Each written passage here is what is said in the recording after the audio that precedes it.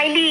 প্রথমে স্বামী স্ত্রীর সম্পর্কটা খাইলি, রেডিও খাইলি, টিভি খাইলি, পত্রিকা খাইলি, টর্চলাইট খাইলি, ক্যালকুলেটর খাইলি, ক্যামেরা খাইলি, ভিসিআর টিভি খাইলি, সিনেমা হলটা তাও খাইলি, কম্পিউটার ল্যাপটপ খাইলি, আয়না খাইলি, হাত ঘড়ি খাইলি, সবশেষে অ্যালার্ম ঘড়িটা খাইলি, রাতের ঘুমটাও খাইলি, অল্প বয়সে চোখটাও কানা করলি, আর লেখাপড়া তো খাইলি খাইলি, সাথে সাথে মূল্যবান সময়টাও খাইলি। মেলা মানুষের বলতে আমি শুনছি কিডনি বেঁচে নাকি আইফোন কিনছে, তার মানে তুই কিডনিটাও খাইলি। বউ সংসার স্বামী তো খাইছিস, বউ আর স্বামীর মধ্যে সতীনের মতো সম্পর্ক সৃষ্টি করছিস। আগের স্বামী স্ত্রীরা রাত্রিরে একসাথে শুয়ে কতই না কিচ্ছা কাহিনী গল্প গুজব করতো, কত হাসি আনন্দ করতো। আর এখন মোবাইল নিয়ে খাটের উপর ওই কোনাতে একজন এই কোনাতে একজন, মাঝখানে এক রাশ দূরত্ব, মনের মধ্যে কোনো মিল নাই। সংসার করতে হবে তাই করতেছে, স্বামীর স্ত্রীকে ভালো লাগে না, স্ত্রীর স্বামীকে ভালো লাগে। সবাই মোবাইলের ভিতর আসক্ত, মোবাইলের ভিতরে যেগুলো আছে শুধু ওগুলা কি ভালো লাগে। স্বামীর অন্য বইয়ের চাকচিক্য ভালো লাগে, আর স্ত্রীর অন্যের স্বামীর কথাবার্তা চালচলন এগুলো ভালো লাগে। হায় রে কি যুগ পড়লো রে, মোবাইলে সবকিছুই খাইলো রে। আগের দিনগুলা কি যে ভালো ছিল, আগে স্বামী স্ত্রীর সম্পর্ক দেখলে বুক ভরে যেত। আমাদের নানি দাদিরা যে আছে তাদের ভালোবাসা দেখলে এখনো মনটা ভরে যায়। আর আমাদের মধ্যে খালি মারামারি, ফাটাফাটি, গন্ডগোল, খোঁচাখুচি, এগুলো ছাড়া আর কোনো কিছুই নাই। এর একমাত্র কারণই হচ্ছে ওই সর্বনাশা মোবাইল। ওই মোবাইলেই সর্বনাশটা করলো।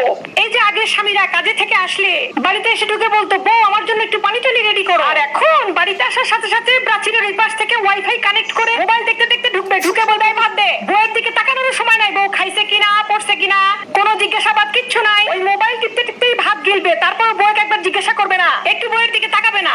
আবার অন্যদিকে চিন্তা করেন, আগের যুগের বউয়েরা স্বামী আসলে কি যত্ন সেবা, আদর যত্ন, ভালোবাসা, হাত পা ধুয়ে দিত, গামছা নিয়ে বসে থাকতো। আর এখন বাড়িতে এসে স্বামীরা যদি বলে একটু ভাত দে, তখন বউ বলে তুই পারলে তুলে খা, বেশি হুকুম করবে না আমার সাথে। ফেসবুকে ভিডিও দিচ্ছি, লাইক কমেন্ট আসতেছে না, তুমি জানো না আমার মন ভালো নাই। তার মানে বউয়ের মন মেজাজ ভালো না থাকার কারণ কি? ওই মোবাইল। ওই যে মোবাইলের ভিতরে দেখে মানুষের বউ বর, মানুষের কুল দেয়, চকলেট দেয়, সিনেমা হলে ঘুরতে নিয়ে যায়, ভালো ভালো খাওয়ায়, ভালো ভালো পড়ায়, ওগুলো তো আর পারে না। ওগুলো যে ওরা ভিডিওর জন্য করে সেটা তো আমরা বুঝি না। আর ভাই আমরা কি মনে করি ওদের স্বামীরা কত ভালো, আমাদের স্বামীরা আমাদের কিছু দেয় না। কিন্তু বাস্তবতা কি? বাস্তবতা তো বড় কঠিন। আমাদের স্বামীরা আমাদের জন্যই সারাদিন কষ্ট করে, বেচারিরা সময় পায় না আমাদের সাথে কথা বলতে। কিন্তু আমরা তো আর ওইটা বুঝি না। ওই মোবাইল একটা দেখে আমাদের চোখে মোহ লেগে যায়, তখন আর নিজের ঘরটা ভালো লাগে না। এইগুলার যন্ত্রণা হচ্ছে বাড়ি বাড়ি। এই যন্ত্রণাগুলো হচ্ছে শুধুমাত্র মোবাইলের কারণে। হ্যাঁ, আমার মোবাইল কই গেল? মোবাইলে যে এতই ফিল্টার দিয়ে দিয়ে মেয়েরা এই এতই টিকটক বানাইছে, এই টিকটক দেখে দেখে আমাদের স্বামীদেরকে আমাদেরকে আর ভালো লাগে না। আমাদের মুখে মাস্তা লাগে, মুখে ব্রণ লাগে, বউ কালা কালা লাগে, বউয়ের মুখ চিমড়া চিমড়া লাগে, মুসলিম লাগে না, বউয়ের চুল ভালো লাগে না, বউয়ের কিচ্ছু ভালো লাগে না। ওই ফিল্টার মারাগুলো কি ভালো লাগে? এগুলোই হচ্ছে এখনকার সময়ের মেইন সমস্যা, বুঝেননি?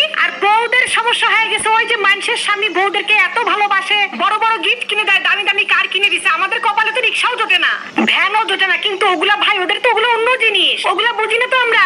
ওগুলো আমরা না বোঝার জন্যই আমাদের সংসারে আজকে এত অশান্তি। এই মোবাইল যে কি সর্বনাশটা করলো, দুনিয়ার সব খাইলো তো খাইলো, স্বামী স্ত্রীর সম্পর্কটাও খাইলো।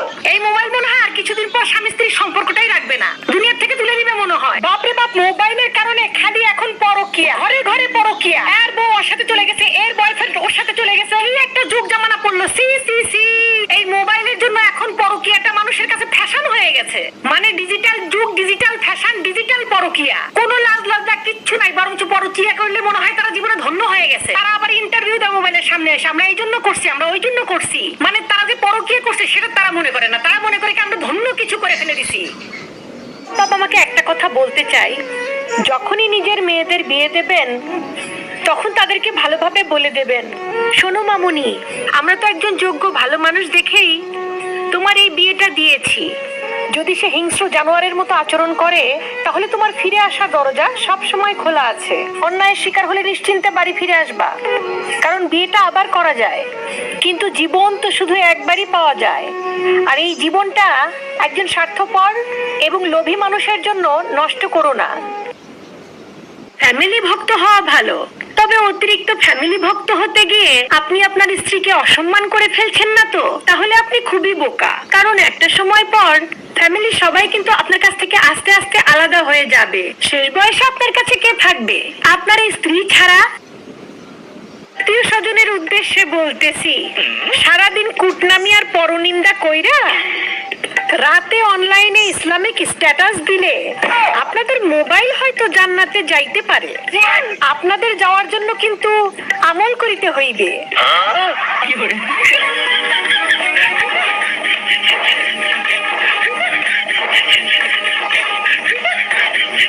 শোনো বন্ধুরা, স্বামী হলো দুই প্রকার। এই এক নম্বরে হলো যারা বউকে বউকে সারপ্রাইজ দেয়, বউ রেগে গেলে রাগ ভাঙানোর জন্য ব্যস্ত হয়ে যায়, এটা ওটা কিনে নিয়ে আসে, ট্যুর পর্যন্ত প্ল্যান করে ফেলে।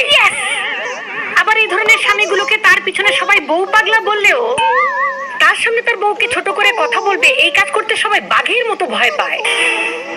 আর 2 নম্বর টাইপের কথা বলবো আর কি, এদের সম্পর্কে নতুন করে বলার কিছুই নাই। ওই টাইপের স্বামী মোটামুটি সবার কাছে একটা করে আছে।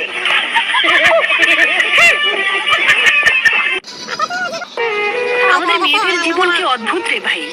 আমরা যে বাড়িতে 25-26 বছর কাটাই সেই বাড়িতেই আসার জন্যে, ঘুরতে আসার জন্যে দুইজন মানুষের অনুমতি লাগে। শাশুড়িকে জিজ্ঞেস করতে হয় আম্মা যাবো, স্বামীকে ম্যানেজ করতে হয় যাই একটু ঘুরে আসি। আবার ওই বাড়িতে 2 দিন থেকে ফেরার সময় নিজের ব্যাগগুলো ভালো মতো চেক করতে হয়, আমার বাড়ি থেকে যাচ্ছি কিছু ফেলে যাচ্ছি না তো। বড় অদ্ভুত ভাই আমাদের জীবন।